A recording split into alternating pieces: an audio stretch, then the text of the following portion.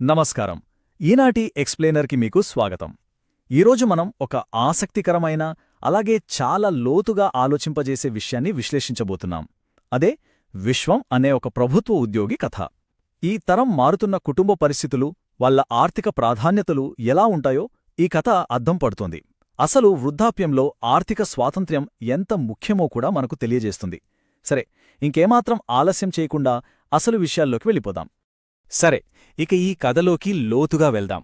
మనందరికి తరచుగా ఎదురయ్యే ఒక పెద్ద ప్రశ్న ఇక్కడుంది. ఒకవైపు ఎంతో సాంప్రదాయబద్ధంగా ఉండే తల్లిదండ్రుల త్యాగాలు, ఇంకోవైపు పిల్లల ఆధునిక ఆర్థిక స్వాతంత్ర్యం, వాళ్ల ప్రయారిటీస్, ఈ రెండూ ఎదురుపడినప్పుడు ఆ త్యాగం తాలూకు భారాన్ని నిజంగా ఎవరు మోస్తారు? ఈ ప్రశ్నే మన ఎక్స్ప్లెయినర్కి అసలైన కేంద్రబిందు. ఇక మన మొదటి భాగం చదువు కోసం చెయ్యాల్సిన ఖర్చు. ఇక్కడ మనం విశ్వం కుటుంబం గురించి మాట్లాడుకోవాలి. తన చిన్న కొడుకు పవన్కు పూణేలో ఉన్నత చదువులు చదివించడానికి అప్పట్లోనే దాదాపు 4 లక్షల రూపాయలు అవసరం పడింది. ఆలోచించండి, ఆయనకున్న సేవింగ్స్కి ఇది చాలా పెద్ద మొత్తం.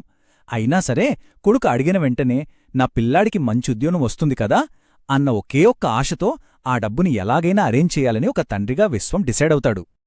కాని ఇక్కడ ఉన్న వ్యత్యాసాన్ని మనం నిశితంగా గమనించాలి. విశ్వం తన రిటైర్మెంట్కు జస్ట్ 3 ఏళ్ల దూరంలో ఉన్నాడు. అయినా కూడా పిల్లాడి భవిష్యత్తు కోసం ఒక పెద్ద ఎడ్యుకేషన్ లోన్ తీసుకుంటాడు. అంటే ఏంటి? భవిష్యత్తులో తనకు రాబోయే ఆ కొద్దిపాటి పెన్షన్ డబ్బులో సగానికి పైగా ఈ లోన్ ఈఎంఐలు కట్టడానికే సరిపోతుందన్నమాట. కేవలం తన కొడుకు లైఫ్ సెటిలవుతుందన్న నమ్మకంతో విశ్వం తన భవిష్యత్ ఆర్థిక భద్రతను పూర్తిగా పణంగా పెట్టాడు. ఇదిలా ఉంటే రెండవ భాగం మారుతున్న కుటుంబ ప్రాధాన్యతలు. ఇక ఇక్కడ అత్యంత ఆసక్తికరమైన విషయమేమిటంటే, కొడుకులు వాళ్ల కాళ్లమీద వాళ్లు నిలబడ్డాక వాళ్ల ప్రాధాన్యతలు ఎలా మారాయో చూడండి. పెద్ద కొడుకు రమేష్కి అప్పుడే పెళ్లయింది. సో కొత్త కాపురానికి అవసరమైన వస్తువులు కొనడానికి 1,00,000 రూపాయలకు పైగా ఖర్చుందని చెబుతాడు. అలాగే చిన్న కొడుకు పవన్ చదువుకోసం తీసుకున్న లోన్ తనే కడతాను అని మొదట చెప్పినా, తనకు పెళ్లి కాగానే కొత్త ఇల్లు కొనడానికి డౌన్ పేమెంట్లు, ఈఎంఐలు అంటూ ఆ లోన్ భారాన్ని మళ్లీ ఆ ముసలి తండ్రిపైనే మోపిపాడు. దీని రిజల్ట్ ఏంటి? విశ్వం తనకు నెలనెల వచ్చే ఆ కొద్దిపాటి పెన్షన్ డబ్బుతోనే ఆ మిగిలిన అప్పును కూడా ఒంటరిగా తీర్చాల్సిన పరిస్థితి వచ్చింది. ఒక పక్క కొడుకులు తమ సొంత ఇల్లు, వస్తువులు, వాళ్ల లైఫ్ స్టైల్ అంటూ వాళ్ల భవిష్యత్తు ఎదుగుదలకు ప్రయారిటీ ఇస్తుంటే, తండ్రి మాత్రం వాళ్ల చదువుల కోసం చేసిన అప్పును కనీసం ఒక్క మాట కూడా అనకుండా సైలెంట్గా తన భుజాలపై వేసుకుంటాడు. జనరేషన్స్ మధ్య ఆలోచన విధానంలో వచ్చిన చేంజ్ మనకు ఇక్కడ చాలా క్లియర్గా కనిపిస్తోంది, అవునా? ఇక మూడవ భాగం చాలా బాధాకరమైన విషయం, ఒక విషాదకరమైన వైద్య అత్యవసర పరిస్థితి. సడన్గా విశ్వం భార్య రమ తీవ్ర అనారోగ్యానికి గురవుతుంది.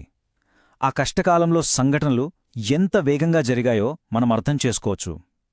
డే 1 డాక్టర్ పరీక్షించి 15 రోజులలోపు ఆపరేషన్ తప్పనిసరిగా చెయ్యాలని చెప్తారు. 3వ రోజుకు ఆపరేషన్ ఖర్చుల కోసం సహాయం చేయమని విశ్వం అడిగితే ఇద్దరు కొడుకులు ఆ ఫైనాన్షియల్ భారాన్ని పంచుకోవడానికి కుదరదంటారు. ఇక చేసేది లేక 10వ రోజునాటికి విశ్వం తన జీవితకాల రిటైర్మెంట్ సేవింగ్స్ మొత్తాన్ని ఆస్పత్రి ఖర్చుల కోసం కరిగిస్తాడు. కానీ ఇక్కడ తీవ్రమైన విషాదమేమిటంటే, 15 రోజుల తర్వాత ఆపరేషన్ జరిగినా కూడా రమ ప్రాణాలు దక్కవు. వరుసగా జరిగిన ఈ పరిణామాలు విశ్వానికి తన జీవితంలో తానెంతో ఒంటరివాడో చాలా కఠినంగా స్పష్టం చేస్తాయి.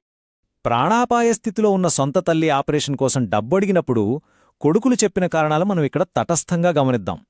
పెద్ద కొడుకు తన పిల్లలను మంచి ప్రైవేటు స్కూల్లో చేర్పించడానికి అడ్మిషన్ ఫీజులు కట్టాలని అంటాడు.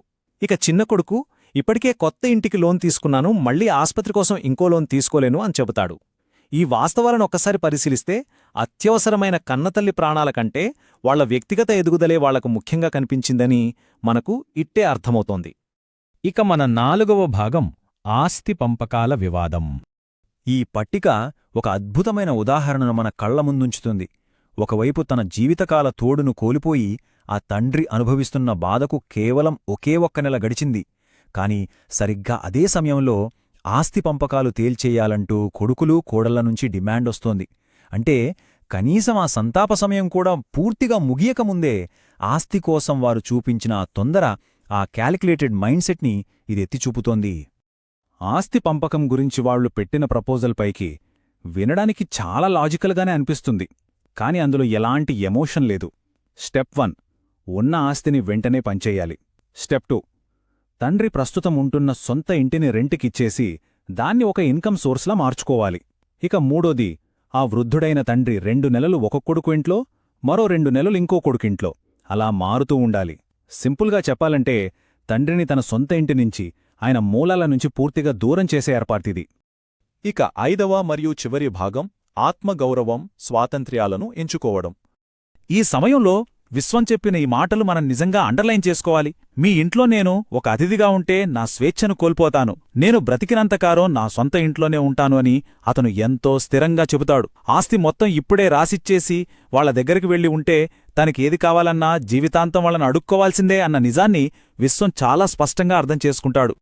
ఇక తర్వాతి అంశానికి వెళ్ళి ఈ కథ ఎలా ఒక అద్భుతమైన ముగింపుకి చేరుకుందో చూద్దాం.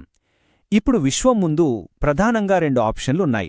ఆప్షన్ ఏ, ఇప్పుడే ఆస్తి ఇచ్చేసి వాళ్లమీద ఆధారపడే అతిథిగా మారిపోవడం.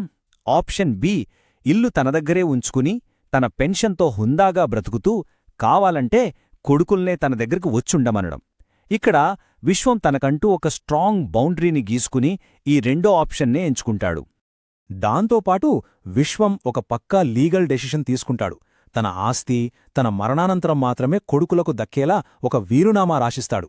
ఈ యొక్క నిర్ణయం ద్వారా ఆయన తన మిగిలిన జీవితాన్ని తన సొంత ఇంట్లో ఎవరి దయాదాక్షిణ్యాల మీద ఆధారపడకుండా చాలా హుందాగా, సంతోషంగా గడిపేలా తనను తాను రక్షించుకున్నాడు.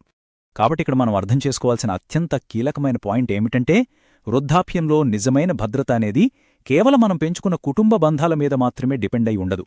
అది ఒక వ్యక్తి తన కోసం తాను ఏర్పాటు చేసుకున్న ఖచ్చితమైన ఆర్థిక స్వాతంత్ర్యం, అలాగే సరైన ఫైనాన్షియల్ ప్లానింగ్ మీదే ఆధారపడుతుంది అని ఈ ఎక్స్ప్లెయినర్ మనకు చాలా స్ట్రాంగ్గా చెప్తోంది. ముగించే ముందు ఈ ప్రశ్నను మీరందరూ ఒక్కసారి లోతుగా ఆలోచించండి. కుటుంబ విలువలు, బాధ్యతలు వేగంగా మారిపోతున్న ఈ కాలంలో మన వ్యక్తిగత ఎదుగుదలకు సంబంధించిన లక్ష్యాలకు మరియు మనకోసం తమ సర్వస్వం త్యాగం చేసిన తల్లిదండ్రులకు మనం తీర్చాల్సిన ఆ కృతజ్ఞతా రుణానికి మధ్య ఆ కరెక్ట్ బ్యాలెన్స్ని మనం ఎలా సాధించగలం? ఈ ఆలోచింపజేసే ప్రశ్నతో ఈనాటి మన ఈ ఎక్స్ప్లెయినర్ని ఇంతటితో